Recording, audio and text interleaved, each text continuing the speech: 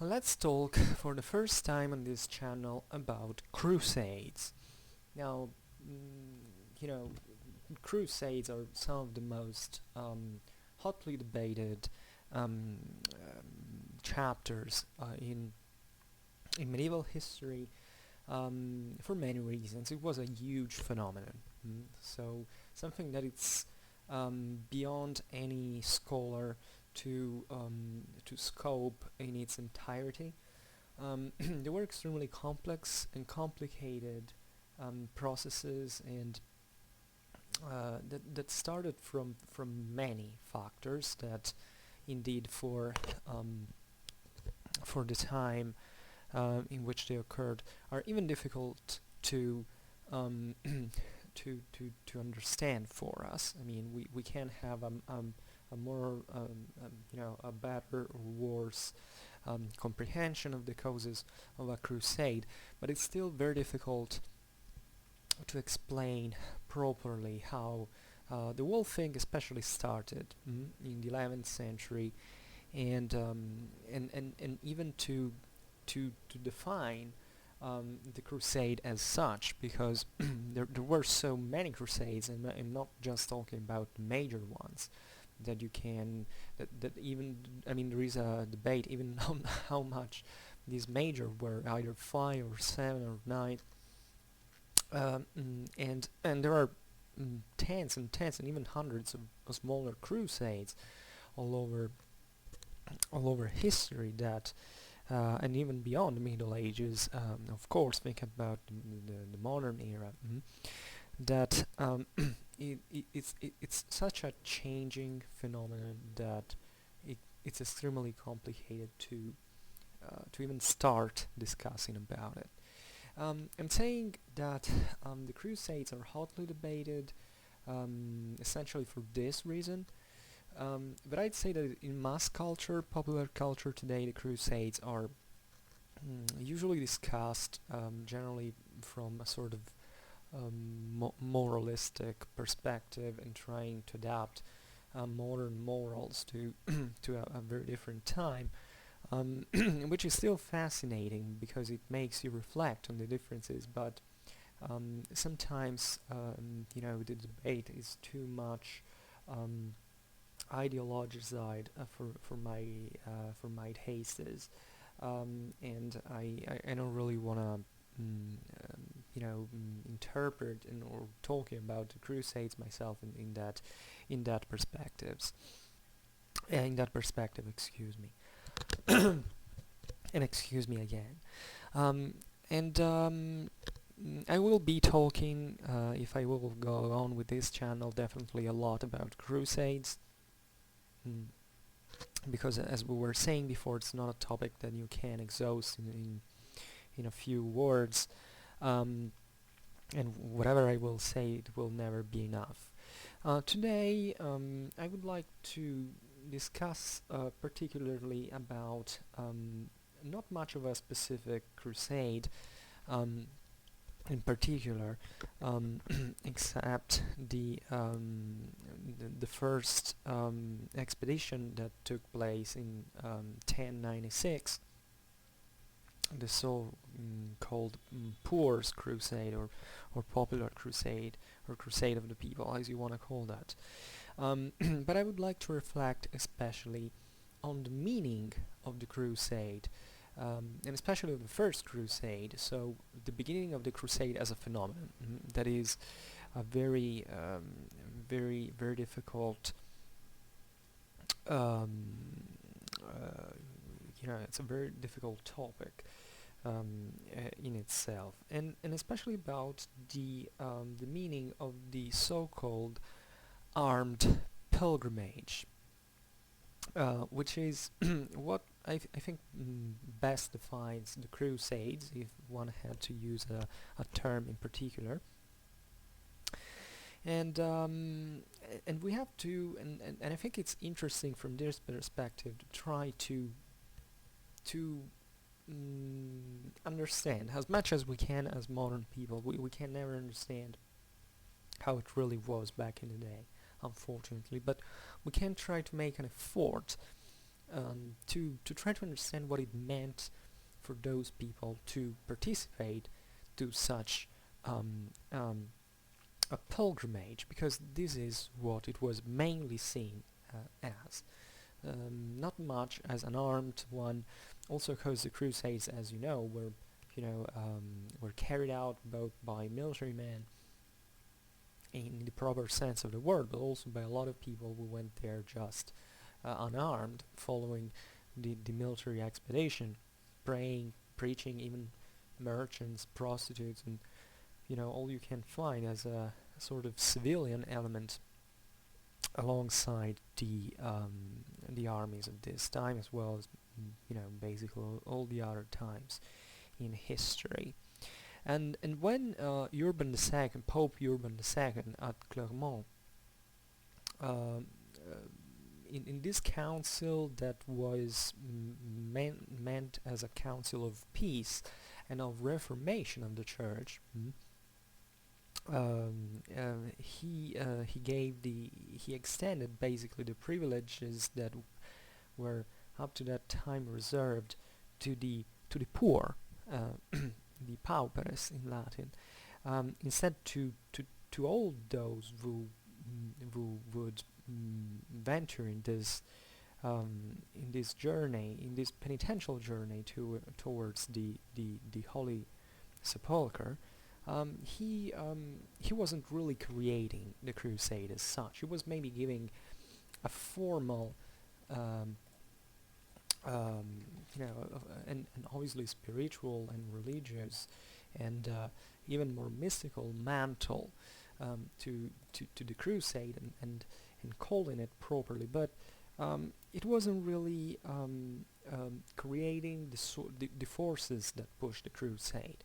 This is very important to understand, as um, you know, um, not much from a religious point of view, which is definitely important, but also from a political one, because the Pope's call at Clermont in 1095 basically freed certain spiritual and cultural energies that had been produced over a very long period of time, um, that that really had um, a lot of a very strong, I think, especially social and economical root, in the vitality of many European, very many European lands of that time.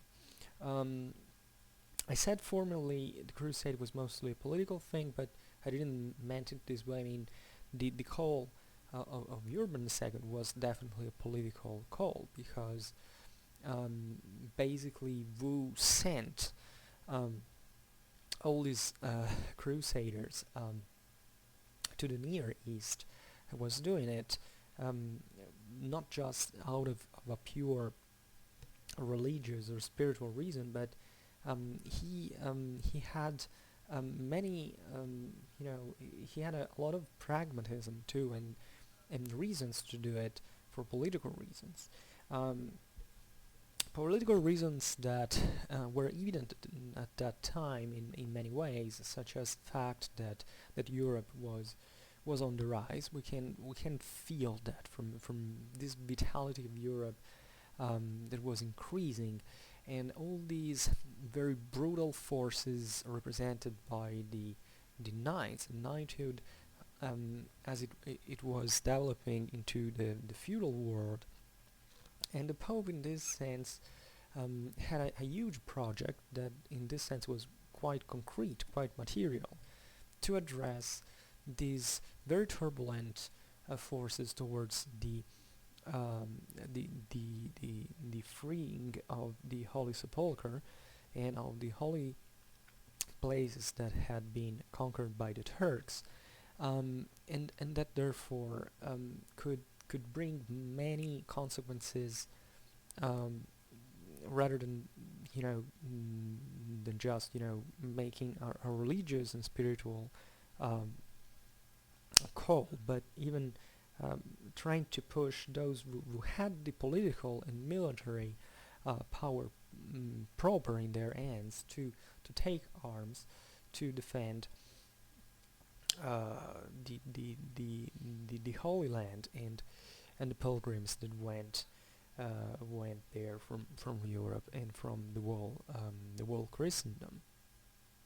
And and in this sense, you can feel that the answer to the Crusade fully um, was fully was fully gathered, was fully taken, was fully responded. And if you see it in this perspective, maybe it makes much more sense that certain banalizations that you can find around the internet and communities that want to see as, you know, the Crusade as just as a sort of mm, act of lunacy that was done by a spiritual leader at that time out of the darkness of the Middle Ages. It wasn't really such. And I'll tell you that our religious beliefs at that time really were one thing with all aspects of life, really. So you can't really conceive, as we do as moderns, a sort of rational mind that is separated from faith and other spiritual matters. Because back in the day, what you see in the Middle Ages is that there was a lot of rationality. There was a lot of pragmatism. People were much more intelligent than us on our age in terms of problem solving and adapting to the world they were creating, and they did that actively, not like us sitting behind a screen or doing nothing all the time long. These people really felt it, and much of the will of changing, of shaping the world, was also came from moral resources, whichever they were, and you can't deny that in this period religious and spiritual issues were quite a thing.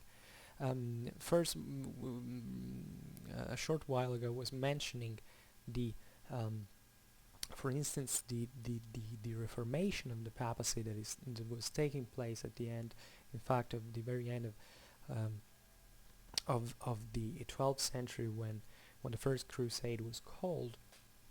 And there is a universe behind that. There is a new ideological conception of the church power. But even those forces that were collected, scattered all over Europe, you understand that they came also from lands that we're talking about the end of the 11th century. Europe was still primitive in many ways, and many of the lands that responded to the call were Christian maybe by name, but they weren't maybe so much deeply Christianized. There was surely a lot of pagan in many countries that participated to the crusade, especially in Northern Europe, but in general even the lands of older Christianization were you can't expect that they had a very strong theological understanding, and even in the very core of the chivalry age, you still find a lot of most Catholic knights who had still a contractualistic idea of Christianity. But whether the influence was Christian or pagan, or it had other roots and traditions in local culture and identity and folklore, what you see is that these spiritual and moral forces really pushed a phenomenon like this to happen, and we can't refuse to take them into consideration as something meaningful or as something wrong, because today it's wrong for us. We have to make a huge effort in the first place to even try to understand them, because we are put at stake now. It's not easy as moderns to study a period like this.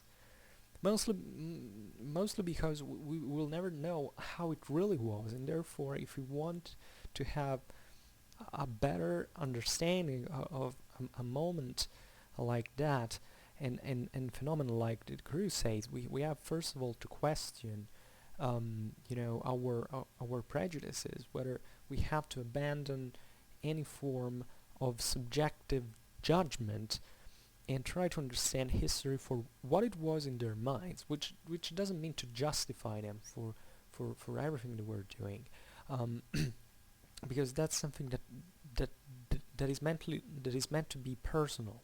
We can't do that as citizens, we can't do that as believers, we can do that in many ways. But when you study history, you have to be as objective as you can, and that's the key, by the way, to even understand who really did what and whose fault was of, I don't know, senseless slaughters of civilians.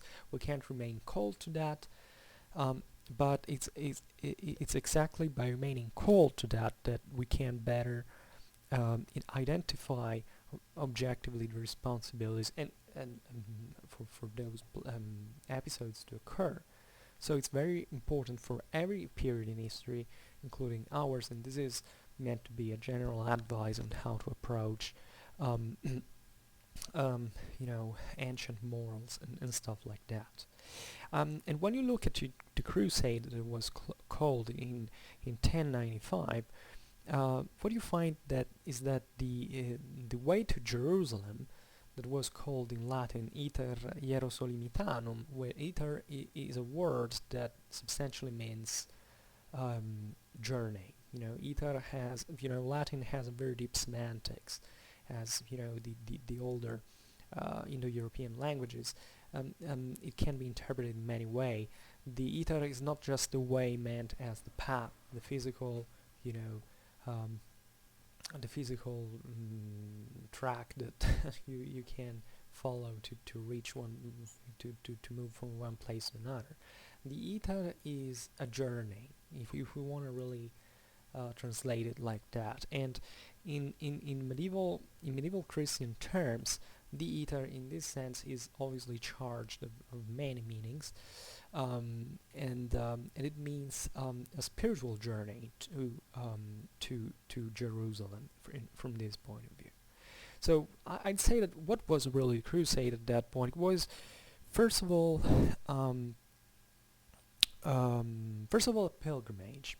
I believe, if the most potent definition, I believe it's pilgrimage.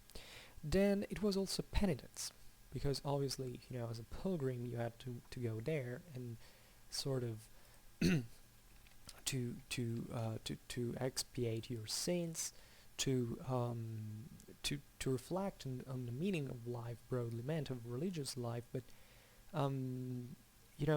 even if we assume you weren't religious at that time, which is very hard to tell, but let's say that you had maybe a weak faith. Think of what it even meant to go from places like France or Germany all the way to the Near East. As a matter of fact, most of these people didn't even know what Palestine or Syria actually were. But it didn't matter at that time. There was also a very different view about space, which it would be interesting to scope, but we don't have time right now. But it was a penitence because it doesn't matter with how, with which inner predisposition you go there, but the point of making thousands of kilometers on the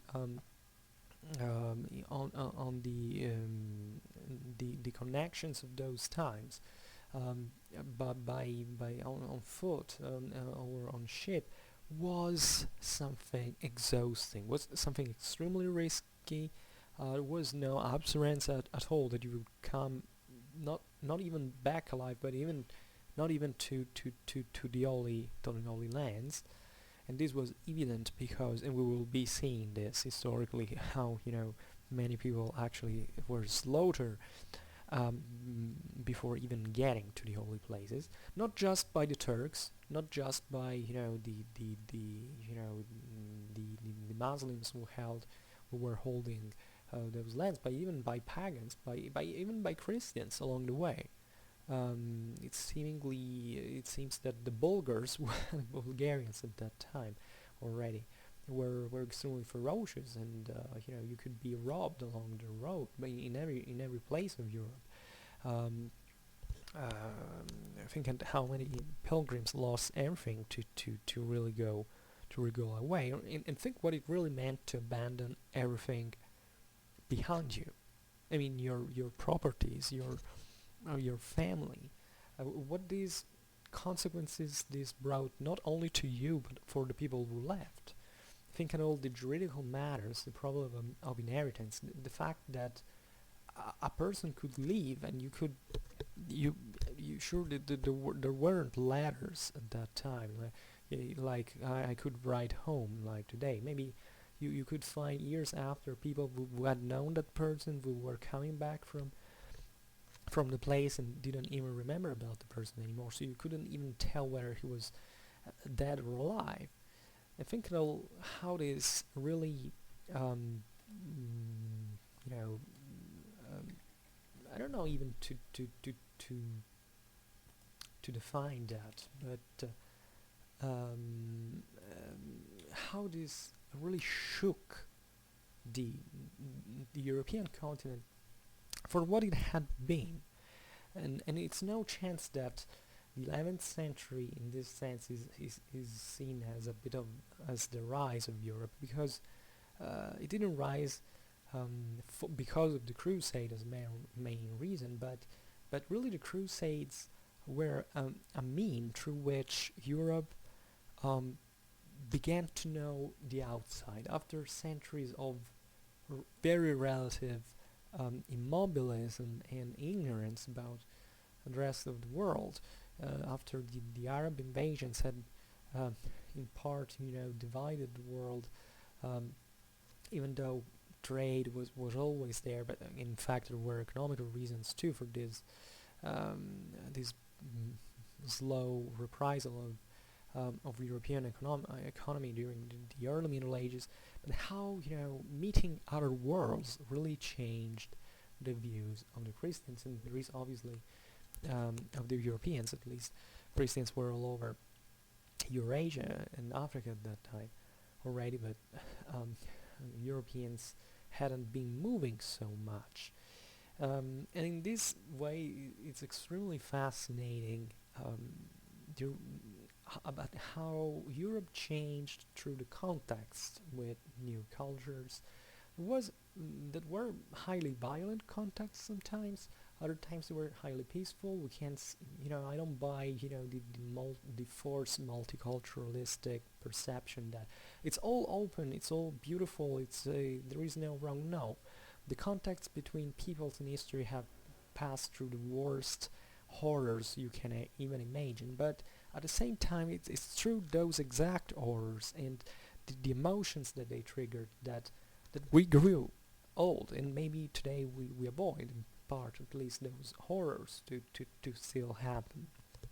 And it's thanks also to these people that began to do what they did for all the reasons that they could have at that time. Like we can be we can agree with, we can disagree with, but that really made made it forward, made it ahead compared to what they were before, and put another button to the building of our civilization through their sufferance, to the sufferance that they caused to other people, to the challenges and all we can imagine. And in this sense, all this sufferance was also obviously meant during the crusade as an instrument of redemption. Mm. This was very important because the church had done very, very much exactly in these years and before, already from a certain time, to try to pacify a bit Europe. I mean, to have, we already talked about the problem of nights, that we often say the cat at nights when around Europe, making a mess, killing, robbing and stuff, but it was the general society at the time, even when you had the lords in their castles with all their holdings and such, that made a lot of violence. And the church was trying to stress the importance of, stopping this, because it was a Christian's duty to help the other, his neighbor, essentially. So this very ferocious world that today we will see as a senseless, certain times we tend to make a sort of caricaturization of these high medieval lords that did nothing but slaughtering because they were, I don't know, they were monsters or stuff. No, they weren't. There was always a logic to that. You can argue that there wasn't always rationality to that, but if you really go deep into sources, you see that to make a war there was always, I can't say a justification, but definitely many motivations, and that's the historian's task to understand them. And in doing this, the church, in trying to to stem this violence and to direct it elsewhere, like it happened in fact with the same Crusades, was emphasizing the idea that the in front of these knights that were extremely violent but also extremely rich, so they were at the top of society, they made up the cream, the elite, the social elite of Europe, that it was instead the poor, the ones who had nothing, the poor that the Gospels talk about, that would have eventually made it to the kingdom of heaven. The last will be the first, and all the Christian rhetorics about how obviously we should always be humble and trying to help our next our neighbor, and to give our things to other people who need it. Well, that was a very tough society that didn't really care about that much, did they? But do we do that too? No. But the only difference is that at that time at least they had some good reason to do it. In today's times we don't have many reasons, because in those times maybe fighting and winning really caused a lot of sufferings, but it was at least partly a way to survive, to struggle. Either it was me or you to be killed. In today's times we really all have a lot, and well, there are other people elsewhere who don't, and we don't give a damn. So what is better between us and a lord of of the 11th century? It would be interesting to discuss about it. Then obviously the lords of the 11th centuries were people who slaughtered children and did a lot of other things that fortunately today we don't do, but we have to understand it. We have to be able to relate everything in its own context, and in this sense, however, and I think psychologically it's very meaningful from this point of view, the idea of redemption. We don't have to think that even those very warlike, violent and cruel lords that left for the Crusades didn't leave because they just for greed, or because they expected to glory or other things. We have to believe in part, and I think this is being psychologically even studied, or at least approached as an idea, that for people like knights, like those like they were, who lived this life of continuous violence, of continuous stress, of continuous sufferance and pain, the idea of a final redemption, the idea that some time all that evil would even make sense, because they believed in a certain way that the world was always ruled by God, and that things had to happen because maybe they were a necessary evil. And this didn't make them better, because they were still the guilty ones who would eventually wouldn't make it to heaven. But psychologically speaking, after so much violence, you feel inside that you want to be redempted. This is You can see that also in many, I don't know, in many um, um,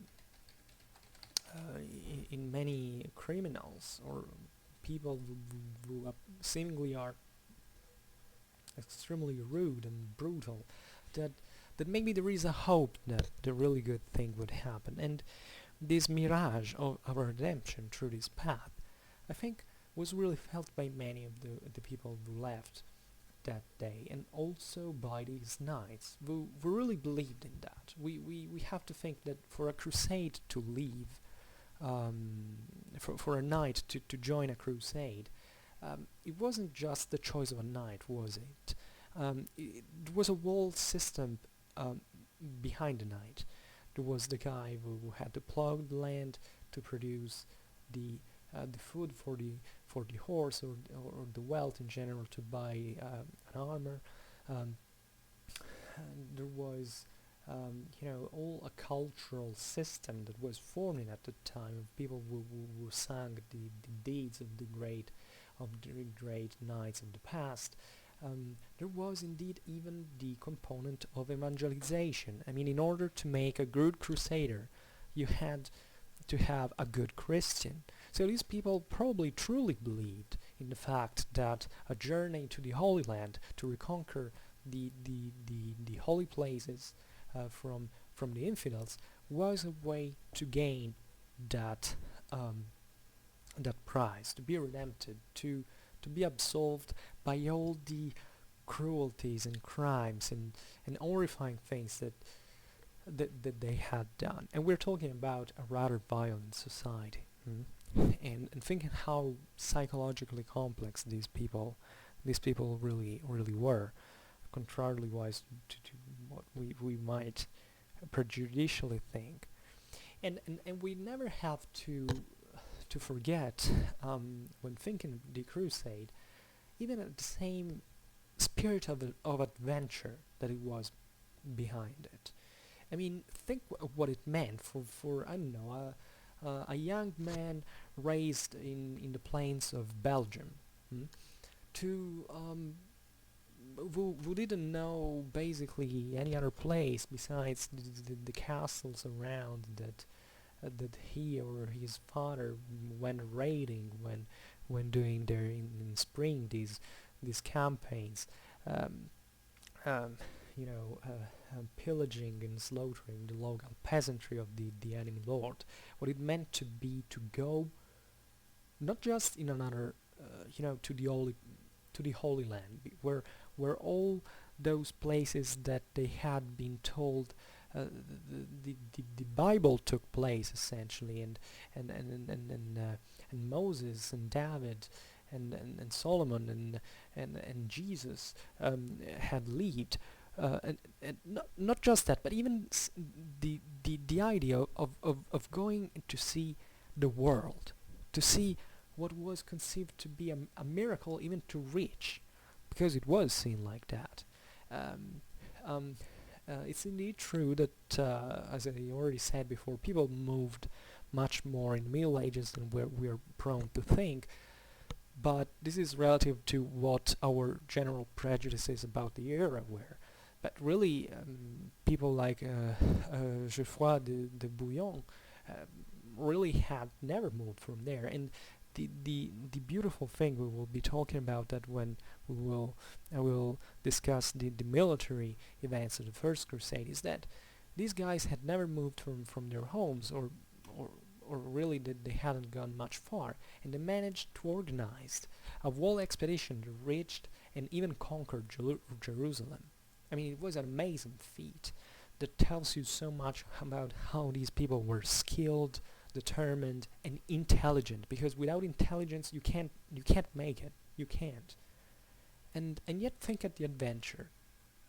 Think at the idea of having all your future in front of you, and trying to bet on this thing, comforted obviously by a religious reason, but mainly even the idea of seeing these east, seeing these new worlds, thinking about these precious where all those precious spices or or expensive clothes and tissues that you could find in Europe at the time were coming from. This mysterious East that was really built as such, even and very stereotypically by our Western culture. I wouldn't say at that time. It was something that was built really more like in the 19th century, especially in the way we use it now. But the idea of this mysterious world of the East was somehow for the Europeans something that had always been there, because much of the classical um, um, events were taking place there, thinking that the great epics that these knights were being sung about, thinking about Alexander the Great that conquered the whole East. And wasn't he a bit like them? He was European, he was a Macedonian, he arrived until the very end of the world at that time. For them it was India, and he passed through all these, Mesopotamia, Persia, and so on. He conquered Egypt. And think about how galvanized these knights could be when leaving for the Holy Land, how eager they were to emulate the deeds of the great heroes and military models that they had of the past. And and um, and um, and this, however, we don't have to stop it just to limit it just to the knights. Even the common people really knew about these things. Cities were on the rise, trades were expanding, literacy was going up.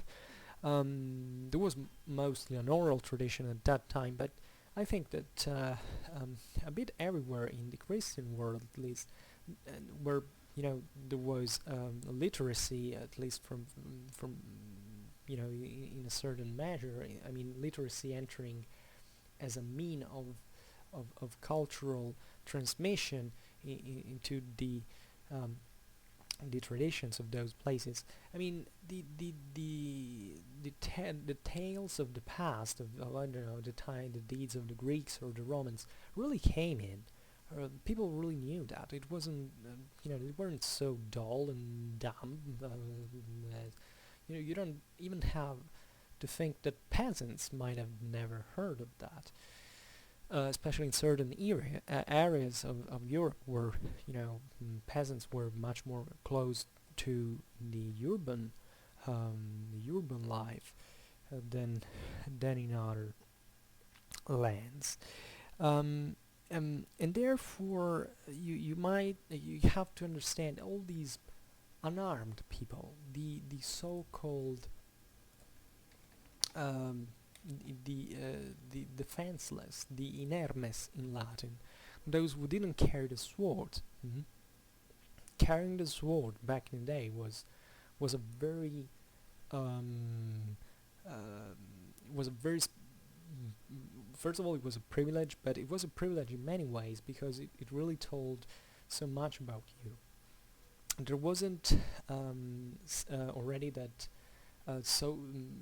crystallized social stratification that made knights only belonging to the so-called nobility. Nobility was a very fluid thing at the time, but you know, compared to the population, there were very few knights, essentially because they costed much. So even bringing a sword was really meant to distinguish yourself from the rest of the world. So it was really felt the difference by the armed and the unarmed at that time. And yet, in the face of threat, like the ones a crusade could present, a lot of unarmed people joined because they really believed in it. They were really attracted it by this adventure for many reasons, even for economical reasons, for whatever you can think of. I want to stress the heterogeneity of the causes that brought people to join a crusade. And in this sense, also I would like to to recall how important symbols were in medieval society. Mm.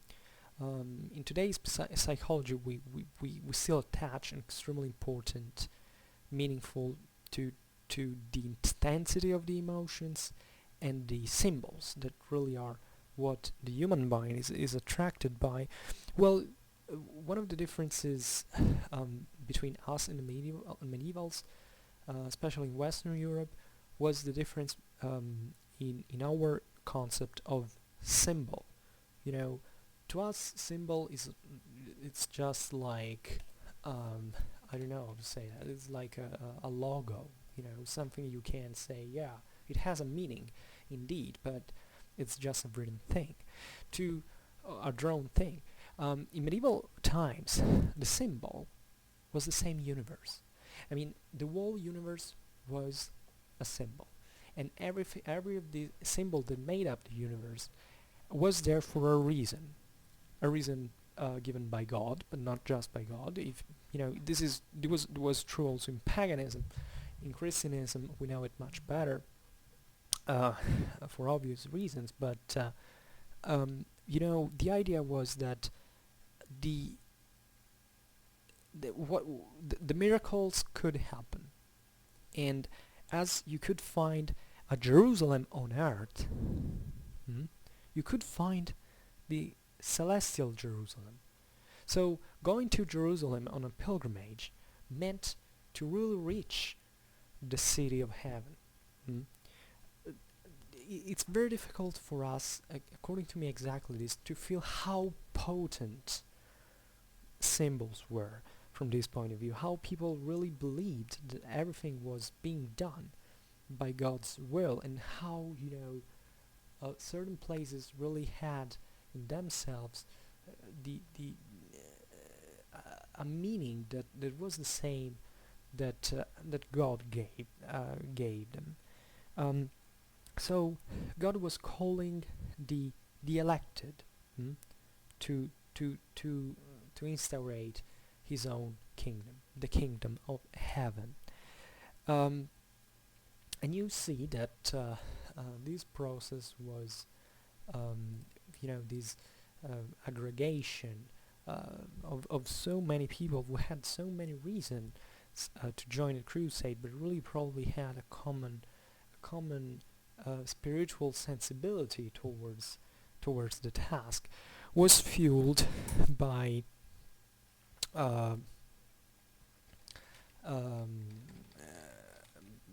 itinerant preachers. And you find these great figures. I don't know if you've ever heard, but it's like a pillar in the history of the Crusades, of Peter of Amiens. Amiens is in Picardy, in northeastern France, who is better known as Peter the Hermite, who went around all the districts of medieval Europe, and by telling all the tribulation of pilgrims, to exhibit even letters that had miraculously fall from the sky, recalling to many wonders and miracles that had happened, and prophecies that had even foreseen such events to take place, and they were really fueling, exciting, and inciting the poors to get on the march. So really anyone. Today we attach to the Crusades this military stigma, but in those days this differentiation in a way didn't really make sense about the Crusade, because it was really all the Christians joining, and a perfect Christian society was something that had obviously to even use arms, and roles, as we've seen, were strictly defined, and everybody knew what to do. It was felt as natural, as logical, and these preachers were stressing that the fact that every good Christian had to join this armed pilgrimage to free the holy places um, for God. And therefore, you can imagine how how varied was even the recruitment um, of these people, how spontaneously sometimes these aggregations were, and how heterogeneous in composition they were, and in fact, and I would like to to finish telling the truth with a very crude, very sad event that was this first expedition that was mounted in the spring of 1096. So at the beginning of the Crusade, after the year before, the Pope had called um, for carrying it out, and even without you know expecting the Pope's signal, because the Pope had called, but he still didn't say let's go. I mean, it was still to be organized as an expedition. And they even wait for the Pope's advice, the Pope's signal. We can imagine that maybe, I don't know, think how communication could be at that time orally. They probably not even even thought about that. They were so ready to do it, and they felt so ready to do it that they just wanted to go. And they did, heading towards Jerusalem. And telling the truth, committing many atrocities, including, and this is a very sad chapter of Crusades, the awakening of anti-Semitism. Let's say that Jews had never really been treated well in medieval Europe, not even during the early Middle Ages, as we might think. The Jews had, since the times of the Roman Empire, had benefited from a certain protection by local authorities, because the millenaristic theories in the Christian Empire were that the Jews were the only religion that could be allowed in the empire, alongside the Christian one. Obviously allowed, but not you couldn't become Jewish because you had to remain Christian. But it was a sort of you know of punishment really for the Jews, but at the same time it was perceived as an act of magnanimity from excuse me, from the Christian side, because this religion was perceived as the witness of God's mercy, and the witness of the kingdom of heaven in the final days. So they had to be there, and they witnessed the Christian greatness in this sense, and therefore the Jews had never lived very well in Christian world, but they had some rights. They made success. They were very entrepreneurial. They had their own activities, their spaces, and for the standards of the time, they lived quite well. But as far as we know, historically speaking, the first persecutions in terms of slaughters and other very cruel behaviors towards this religious community took place exactly in this moment. And these poors, in brackets, that took the way to Jerusalem, preaching morally morality, and obviously closeness to the Gospel's word, began to slaughter. They were so excited about it. They began to slaughter the everyone who was not Christian, because hey, I'm Christian, I'm going to the crusade, I'm gonna slaughter a bunch of guys in the meanwhile. And the poor Jews got In many regions, especially in Germany, I think it's famous. Many Jewish communities were killed.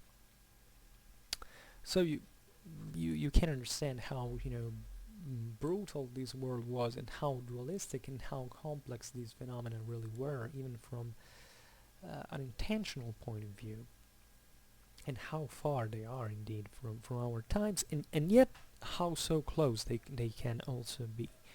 And even through these uh, very horrible events. And in fact, alongside the Rhine and the Danube, these pilgrims passing and killing the Jews inhabiting in the cities that along these rivers. Obviously, the major routes were usually from the north of Europe through the Rhine and the Danube, and from there they went down through Bulgaria and then into Asia Minor. From there, then they met the Turks eventually. And in fact, what you see is that um,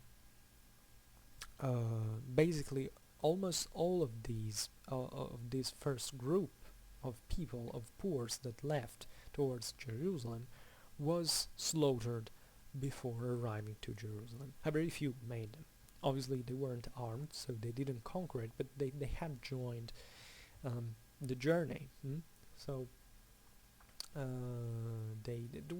were also fights, but they were, most of them were slaughtered in Asia Minor as soon as they arrived into Turkish lands, without and but there were also plagues that killed them. Peter the Hermite participated this and came back alive, also because he abandoned the expedition at a certain point. But meaning how it was extremely difficult to even make it, even if there hadn't been the Turks there to shoot these guys down with their arrows from their horses. How it really was for the routes of that time and the environments of that time to make such a long journey. Um, uh, and therefore, even this slaughter eventually was interpreted in terms that could be considered favorable towards for the success of the same crusade, because it was felt like even a fortification. I mean, these guys had died, so in the eyes of many they would become sort of martyrs, and they kind of pushed even more the Pope and the political and eventually the barons that made the first crusade. There were no kings during the first crusade because either they were excommunicated, either they had art problems, or they were arguing with the Pope and stuff like that. So it was mostly in fact, the first crusade is called also the Crusade of the Barons. But meaning that in front of this slaughter there was indeed in Europe a sense of the commitment of those who would leave after was really strengthened by this massacre of Christians by the hands of the Turks. So this was another very long video. I think if you make it to the end, I love you, because you're great. You have a lot of patience, both towards my English and to really listen all I'm talking about. I'm just rambling over and over without even much order.